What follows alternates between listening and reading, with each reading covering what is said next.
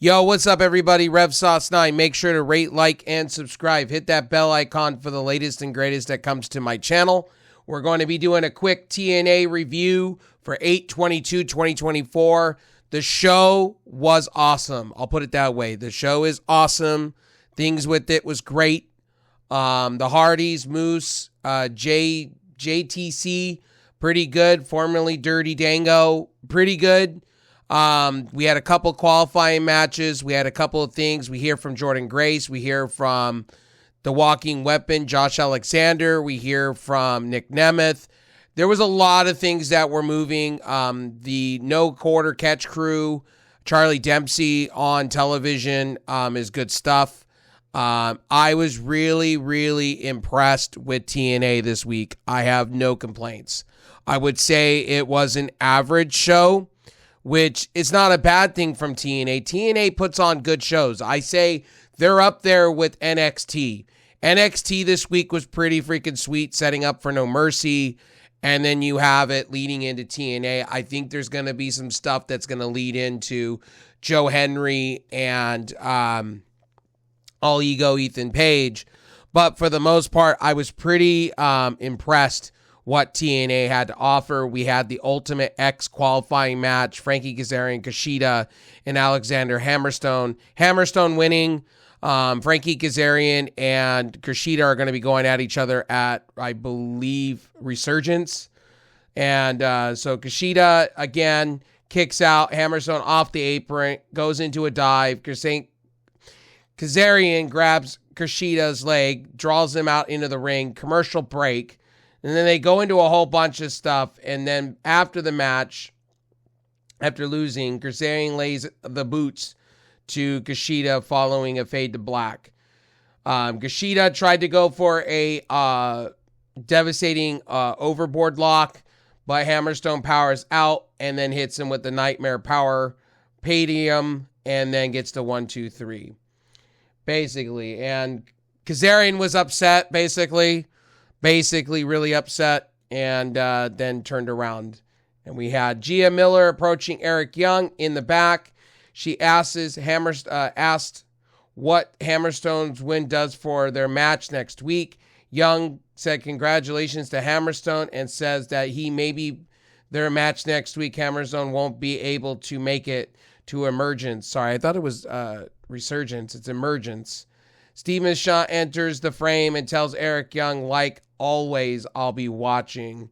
Mike Santana has a promo, and he just gets into the camera, and it looks like he's spitting into the camera. It was actually pretty good. He actually said that he's going to take his shot against the system. He said, you guys try to take me out, eye for an eye. I'm going to take you out, Moose. I'm going to show you what I'm about. And dude, this promo was sick from the beginning. Mike Santana has been so good. He's the House of Glory champion, and he's just killing it on the indie scene as much as he is in TNA. This is unsigned talent, man. I really thought that they were going to sign him and keep him in AEW, but man, he's been killing it all over TNA, man. I've been loving the stuff he's doing.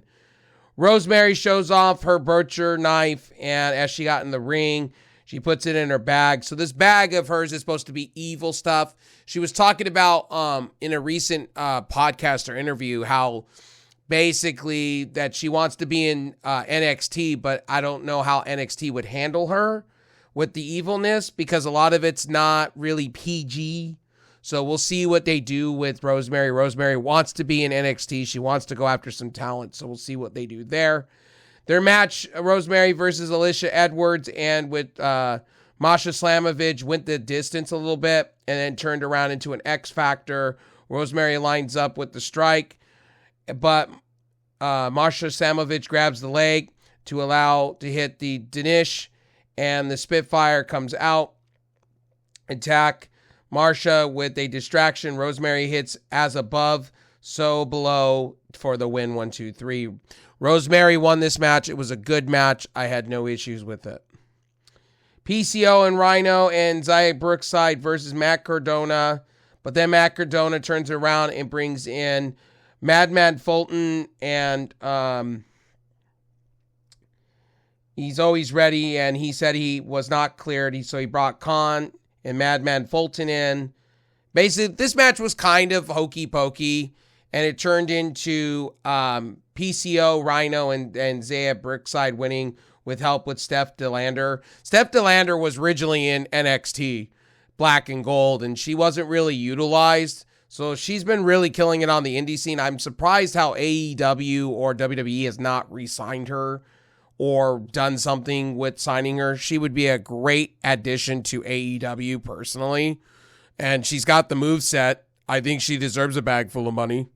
I mean, shoot, her and Matt Cardona for a while there in the indie scene were literally killing it for a minute there. So let's get into something else here. Ultimate X qualifying match. Laredo Kid, Jai Vandal, and Javar. I'm going to butcher these guys' names. I apologize. I'm going to butcher my English. Fucking stupid sometimes. But again, this match with the distance, and we had Laredo Kid winning the match. Now, we had TNA versus NXT, Jonathan Gresham versus Charlie Dempsey. This match was very intriguing from the beginning, middle, and end. I was very happy with this match. Like I said, Jonathan Gresham offered a handshake to Charlie Dempsey. They lock up, exchange arm twist locks. The catch wrestling goes on for a bit, stopping with a standoff, a lock back and forth. They did like these kind of moonlight moves where they were doing kind of like when you see Zack Sabre Jr. kind of idea. And man, Jonathan Gresham, man, I don't know how AEW just did not want him on their roster. He's so good. Or WWE. This man, like the Octopus, man, I get why that TNA wanted him. And man, Jonathan Gresham's good shit, man. I know that's Jordan Grace's husband, but man, he is just chef's kiss. Now, if you guys haven't heard in the reports, Rich Swann has checked himself into rehab. I'll talk about it in this review. I'll have a video up on it.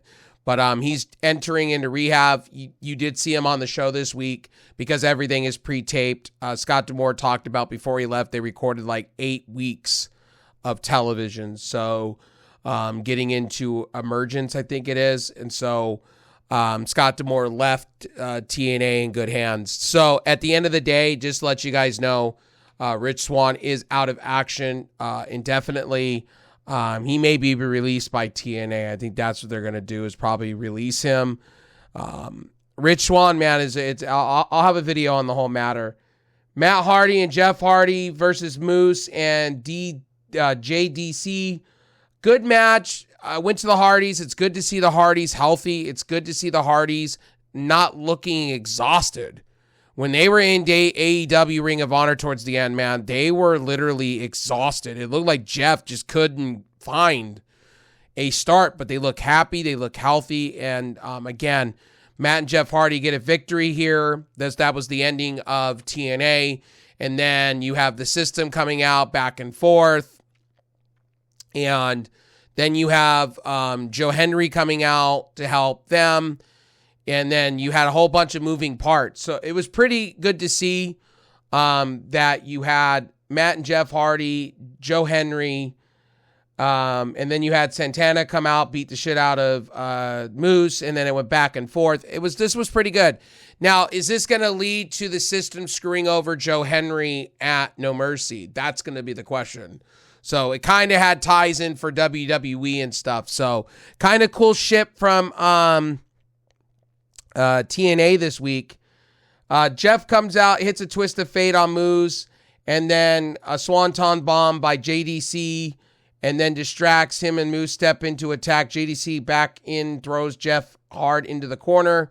Basically, I'm just giving you a rundown of the match. Again, as Matt and Jeff were celebrating, Moose attacks them from behind, beat them down. Both men, Mike Santana runs into the ring, spins the block on Moose. He starts pulling the boots, Moose, but Brian Myers and Eddie Edwards run out. JDC, Joe Henry comes out through the odds, even the odds, then allows Mike Santana, Matt Hardy, Jeff Hardy to get back into action. The System end up on the ramp and end up with the brawl with Joe Henry, Mike Santana. What's cool is they were playing Joe Henry's music throughout the whole entire thing, so it was kind of funny to see. But anyway, this show literally was average. I would say it was a solid 8 8 show. I would say 7.75. It was a good show. I'd say B- show. TNA, NXT every week, but Raw's pretty much up there too. Raw's starting to show why they're going to be the A show going forward for WWE, but literally can go either way with me, NXT or Raw every week. So anyway, I'll see you guys in the streams today. Thank you guys for watching.